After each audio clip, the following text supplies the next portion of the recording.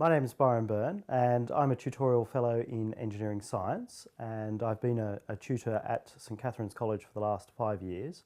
I'm also a university lecturer in the engineering science department, where I teach mainly civil engineering subjects, and I also do research on civil engineering problems. I've been carrying out interviews for admissions for the last 10 years, and in that time I've probably carried out in the order of maybe 500 interviews, and I've seen plenty of UCAS forms in that time and seen plenty of students from a wide range of backgrounds. I always find the interview and selection process a very interesting part of the job.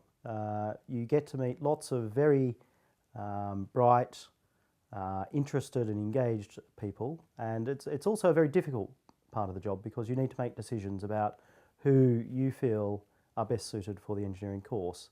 So it's one that takes up a lot of time. We are very concerned to make the right choices, and we spend a lot of time doing that. Right now I'm thinking it's a long way away. It is only Monday, it's 5 days away, but I'm thinking that I've still got lots of meetings to do tomorrow. I've got a meeting in London on Friday. I also have to look after my young family, and with a 2.5-year-old and a half-year-old, they're up at 5 a.m. every day, and often we don't get to bed till quite late. So there's a lot of things to do, and somehow between now and Monday we'll find some time to be looking at the application forms for the candidates and making sure that I'm very prepared for when they turn up. So in Oxford at the moment, it's a very intense time. At the moment we're in the middle of 9th week, which is when the humanities subjects carry out their interviews. There are many candidates around the college. There are many rather stressed tutors who have been interviewing all week, trying to make decisions, trying to discuss the merits of each of the candidates. So it's quite an intense and slightly stressful place because it's done in a fairly short time scale, and so you can certainly get a bit of a buzz if you walk around the college. There's obviously lots of people who are here for 1 or 2 days for their interviews.